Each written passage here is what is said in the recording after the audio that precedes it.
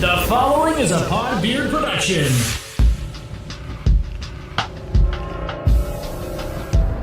Sharing the stories of the tortured and the haunted. You are listening to Creep or Sleep.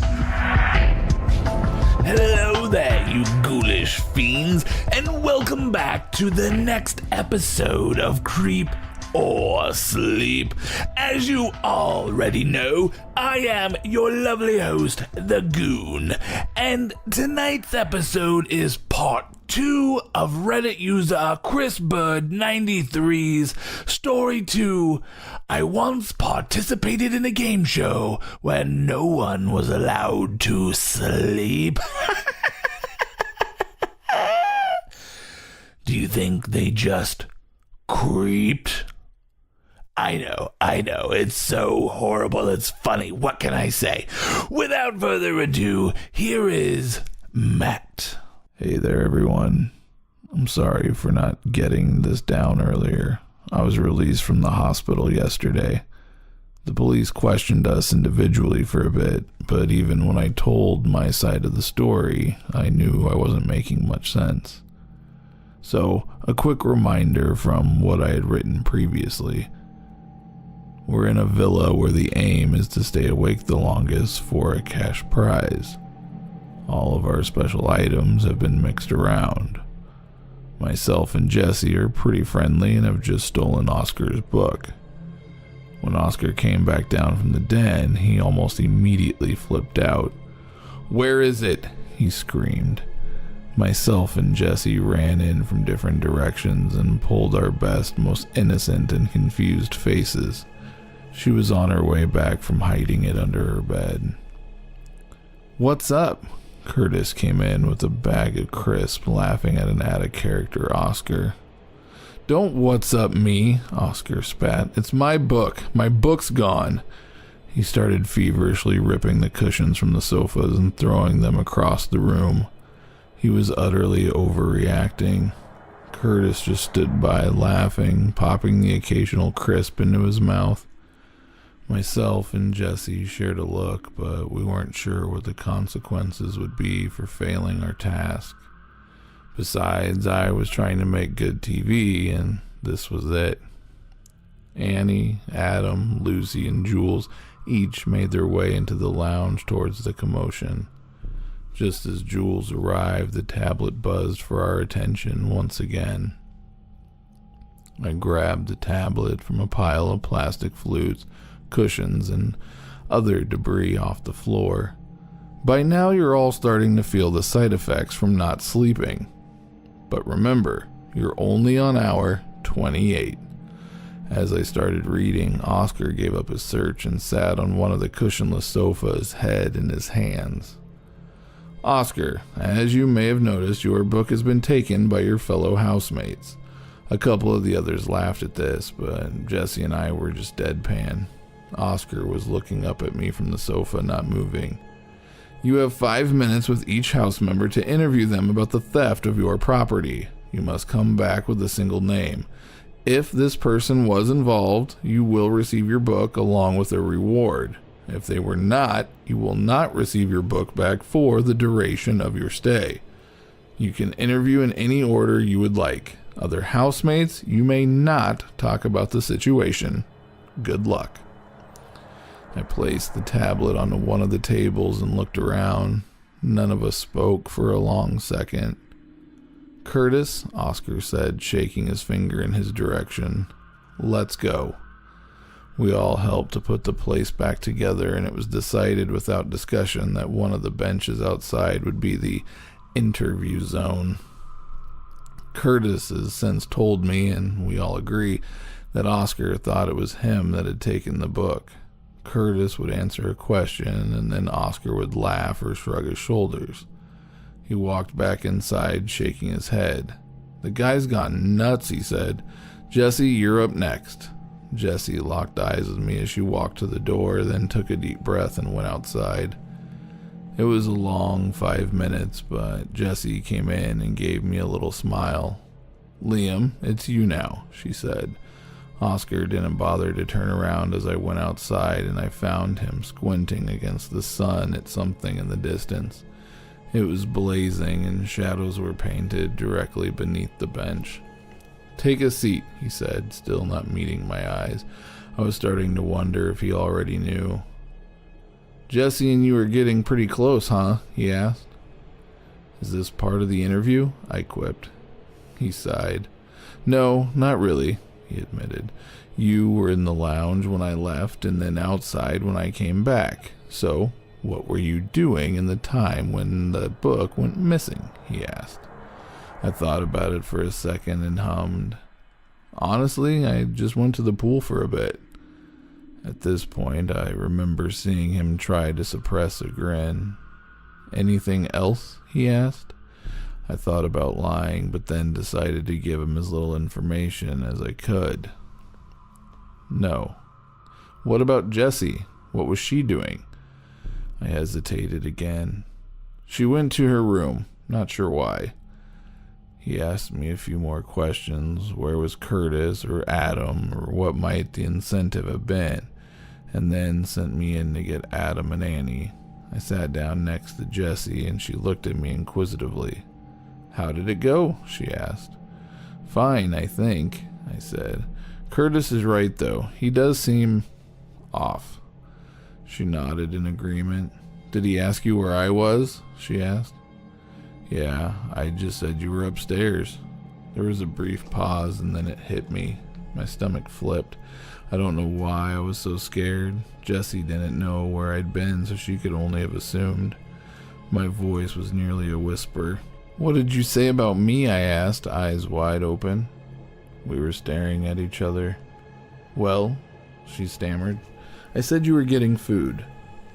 "I said I was in the pool," I managed. Jessie's eyes had locked from mine, and she was staring behind me. I turned my head. From outside on the bench, Oscar twisted around from his perch and stared right at us. I took Jessie's hand and led her upstairs to her room. I had a plan. Bring about peace by giving him the book back. Make up in that way that guys do. It was me, I'd say. I was set a task by the show. Here's the book. Good job. Jessie handed me the book without much of a protest to the idea, but when I took it from her, I could feel something beneath the back page. I opened the last page, and there, taped to the inside of the cover, was a small, clear pouch of solid white pressed pills. "What?" was all Jessie managed to say. Without a second thought, I unstuck the bag and inspected the 12 or so pills.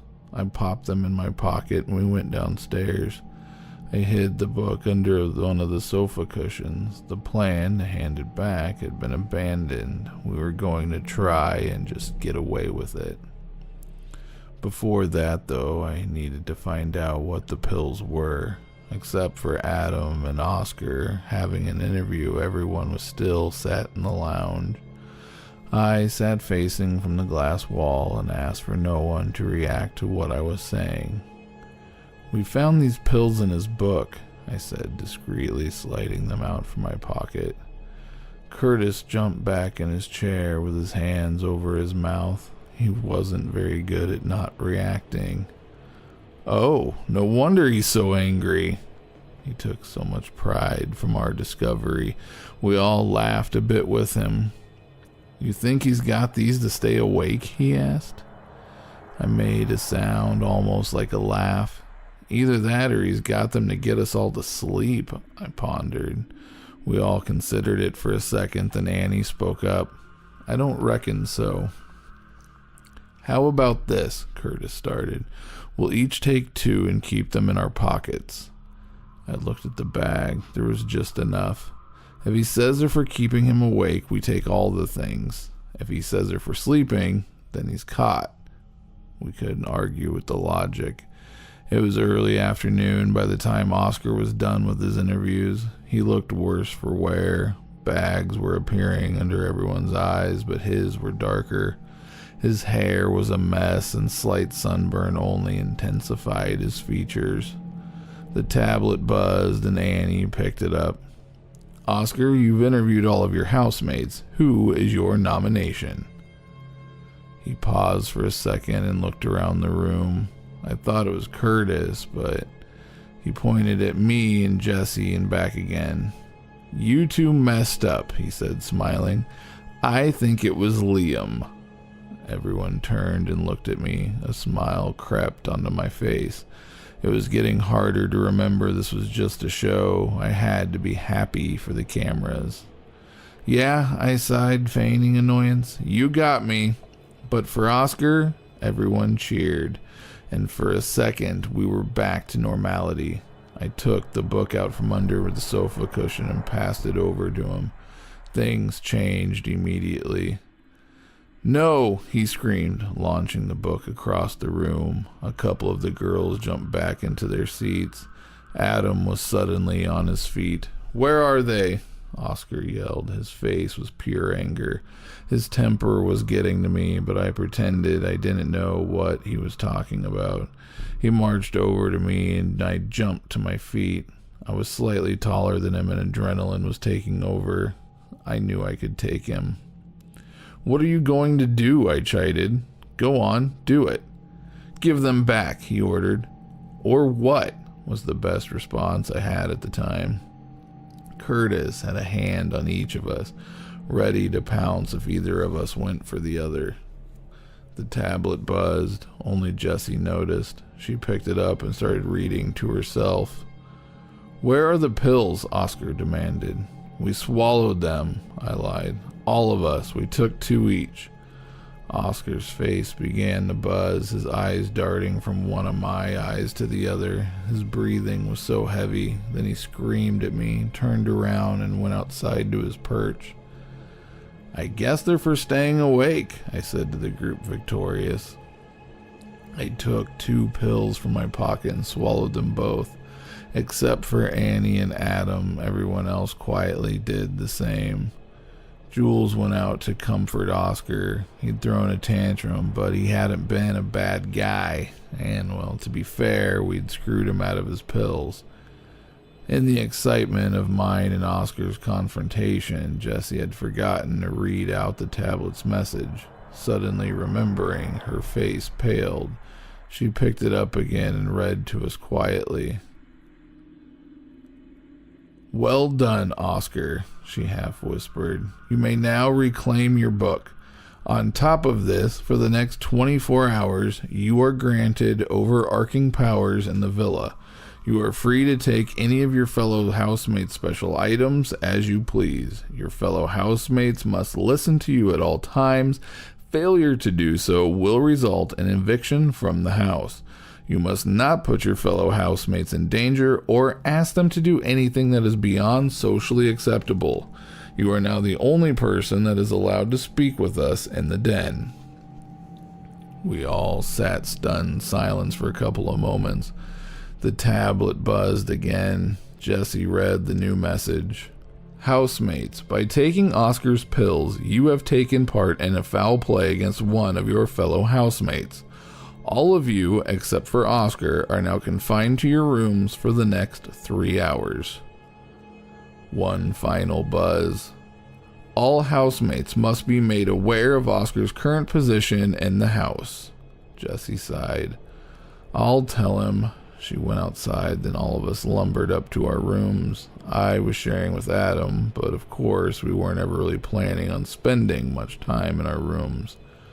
We spoke for a little while, but our conversation was dull and neither of us were trying to sustain it. My mind began to drift off, and I can remember seeing flashes in my mind, tiny dreams that happened despite the fact that I was trying so hard to stay awake. In one of those dreams, I was stabbing myself repeatedly in the chest through my shirt. The pain was immense. Blood was seeping through the cotton. Then I came back around, my hands grasped firmly onto the white bedding. Adam? I asked. Yeah, he murmured, daydreaming. I didn't follow up my question. I couldn't, because my vision was so focused on a tiny fleck in the wall. It was like I was falling into it. It got larger and larger until it was this huge hole in front of me. It began to scream. It was unending, a scream that echoed out and around me. It got louder and louder and louder. It shook my bones. When I came around a couple of moments later, my eyes were squeezed as tightly as shut as I could get them. My palms were crushing my ears. I was screaming. I came out of it like a child calming down. The scream began to fade off, then my hands were finally allowed to come away from my ears and I opened my eyes. Adam's voice faded in. Liam, speak to me. Are you okay? He was shaking my leg and I needed to vomit. I'm okay, I said, pushing him off of me. I needed my safe word but couldn't for the life of me remember what it was. The room was spinning. I reached for the door handle and missed. I got it on the second attempt and stumbled out of the room. Jules was on her knees in the middle of the door frame to her room. Her eyes were entirely dilated. Her face was as white as a sheet. Did I look like that? I took fumbling steps toward the bathroom door. The bile was rising in my throat. I leaned into and haphazardly swung the door open. Jessie was in the bath, underwater and not moving a muscle. Her hair was like a veil that floated above her face. Her clothes were torn. Jessie, I yelled in horror. I ran over to the bath and fell to my knees. I lifted her head out of the water and put my ear against her mouth. She was utterly lifeless. From behind me, I just managed to identify footsteps. I shook Jessie, calling out to her. Oscar came up to me and squatted next to me, looking into the bath. He turned to me and whispered in my ear, "Those pills weren't to keep me awake, and they weren't to put you to sleep. They are hallucinogens, and you were supposed to take them." Well, there you have it. Part 2 of I Once Did a Reality Show and No One Was Allowed to Sleep. Apparently they were allowed to get high. What kind of crazy shit do you think they saw? I don't know, but we're gonna find out in episode 3. So stay tuned for next week. And until then, follow us on Creep or Sleep and Twitter, and also email us at creeporsleep@gmail.com. And listen to all of our other PodBeard Network episodes. And until next time, will you creep or will you sleep?